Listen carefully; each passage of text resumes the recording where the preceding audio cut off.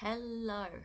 Okay, so in this video, as part of the mindful eating section, I want to go through how digestion works. Now, I don't want to go through it in too much detail because I don't want to bombard you with information, but when it comes to mindful eating, one of the key points is chewing. So with that in mind, I wanted to talk about the importance of chewing and then how the body breaks down food over the course of over the course of it entering your mouth and then exiting through your anus. So I'm not going to talk about urine. I'm just going to talk about the whole tube. So let's get into it. Digestion, I was going to say from the mouth, but digestion actually starts in the brain. And I mean, just thinking about food, if you say walk past a bakery, maybe you could smell the bread, you can see the food through the window, you can see all the yummy breads in the window, and your brain's like, right, I'm hungry, let's do this. And it starts to empty your stomach and it starts to make your mouth water and make you feel hungry, and you're like, right, I need to go get something. Works the same with adverts on the TV. If you see an advert for something edible, odds are your brain's going to go, yeah, I could go for a bit of that, and make your mouth water, make you crave it. Yeah?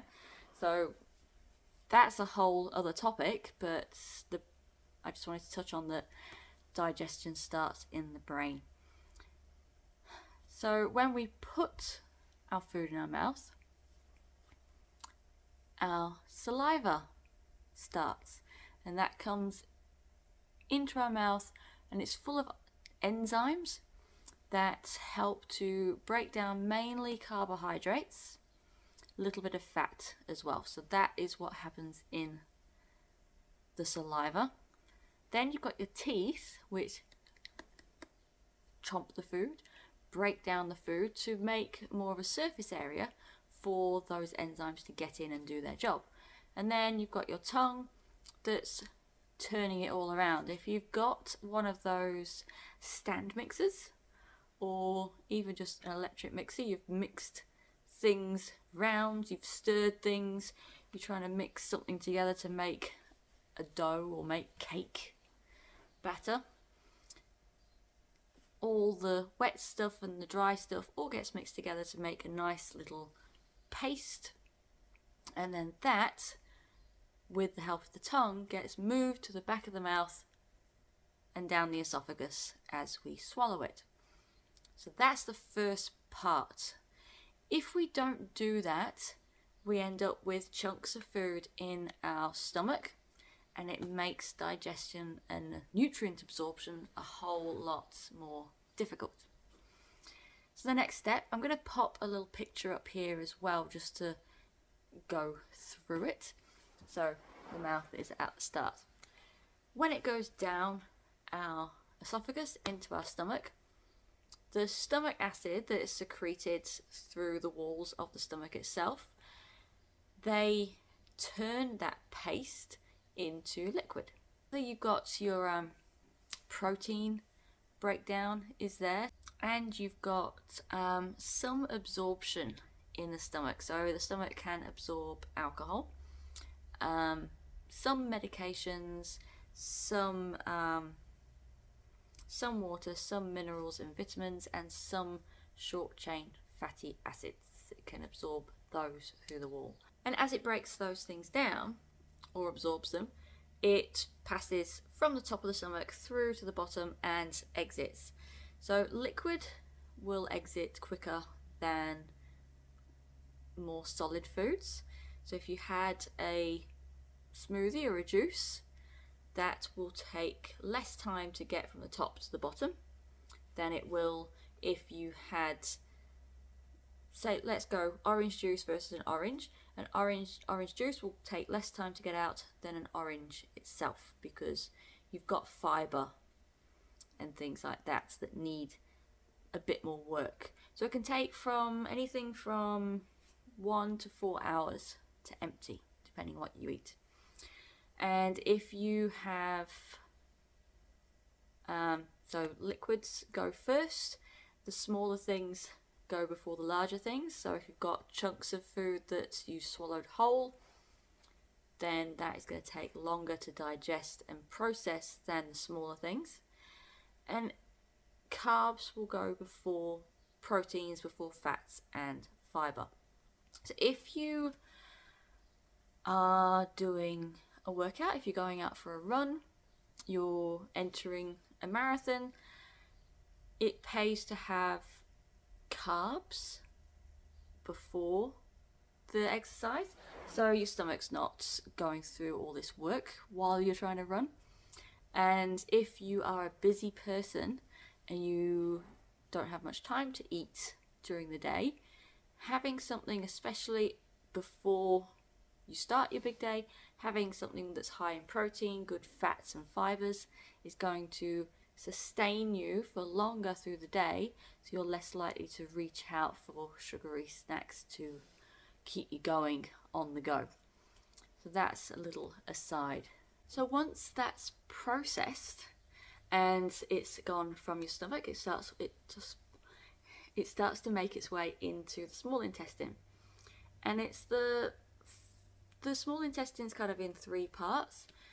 At the start, so parts 1 and 2, gets things added from your gallbladder. So you'll have your bile added, which helps break down the fats. And you've got enzymes, secretions from the pancreas that will help to break down the food into its separate vitamins and minerals and its nutrients, and help to neutralize the acid from the stomach.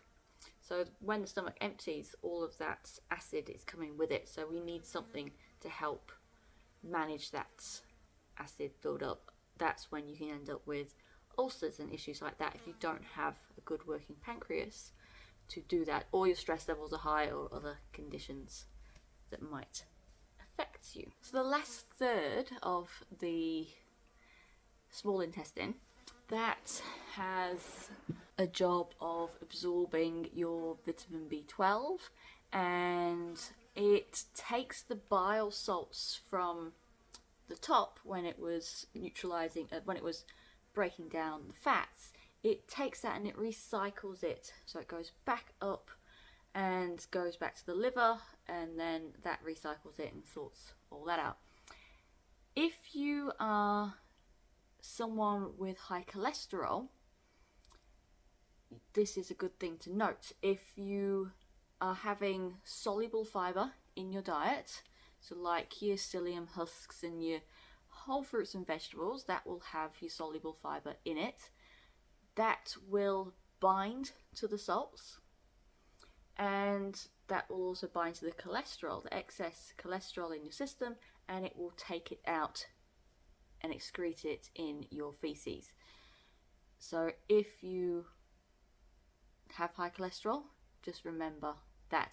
If you have excess bile salts, it's going to go around and it's going to go back up.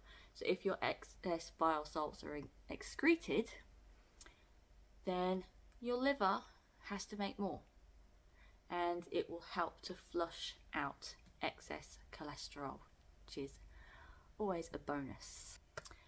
So how does the intestine, or the small intestine, absorb these nutrients? Along the whole wall. So the small intestine, if you stretched it out, it's probably as long as a lamppost. It's quite long. And along the entire wall of that tube are little villi. They're like little brushes. And as the nutrients pass through, they get caught. If you think of a whale's mouth, it has dangly brushes, it's not teeth, and that's how like plankton and things get caught, and it scoops the food in its mouth. Random reference, I know, but similar thing.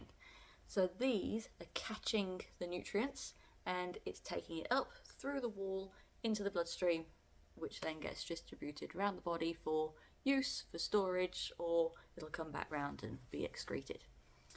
If you have inflammatory conditions like irritable bowel disease, Crohn's or colitis, or any intolerances, you might have trouble absorbing these nutrients, and these little villi get deadened, so you might end up with fewer or none at all in places, and it might just end up flat, in which case it's not going to get trapped and it's just going to pass through and you'll excrete more than you absorb. So if you notice anything like that, if you're having trouble, if you're taking vitamins and things and you're not feeling any difference, any benefits, talk to your doctor and just get checked out in case there's anything underlying. So that's the small intestine. Once it gets to the end, it then enters your large intestine. Now this one, it's really just for absorbing. So this is just for absorbing any excess liquid as it goes round. So it goes up, across and down to get a firm stool at the end so you can pass it. And in here it's still absorbing some things, so your salts, your sodiums and potassiums, your vitamin K, which is your clotting vitamin, and some acids and gases get reabsorbed here as well. I want to note on this, notice how everything's a tube. There is no bag, no bladder.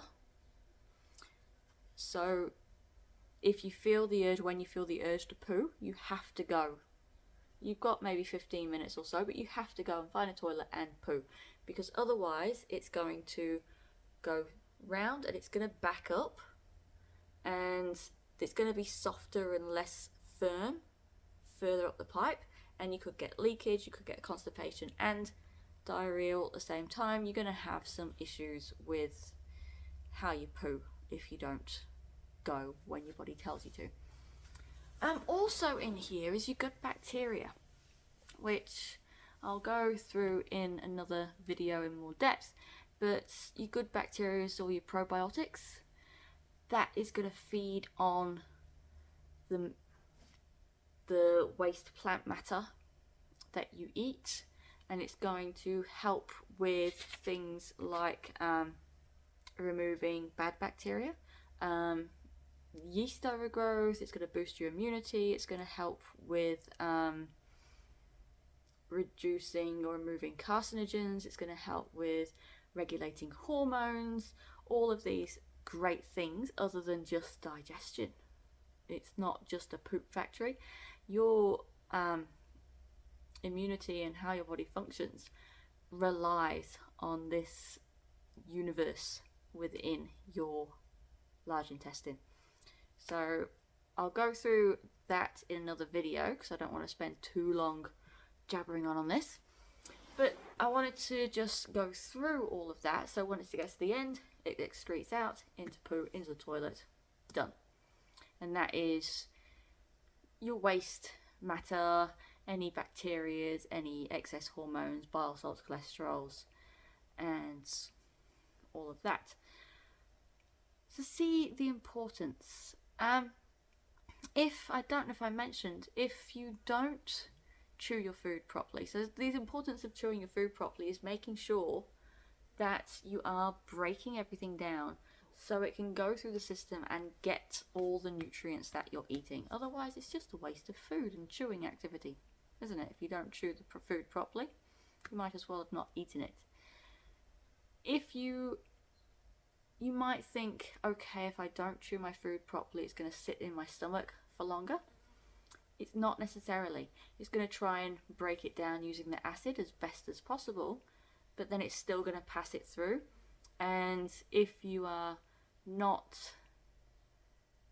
if you've got undigested food in your intestines, it's not really going to break it down any further, and you're not going to get the nutrients from it. And at worst, it could end up with a blockage somewhere, causing discomforts, maybe even requiring surgery. So chew your food. And by chewing your food, you're going to be more connected to the eating experience. You're going to be more connected to the food itself and what it tastes like, what you enjoy, rather than just eating for the sake of it and forcing something down.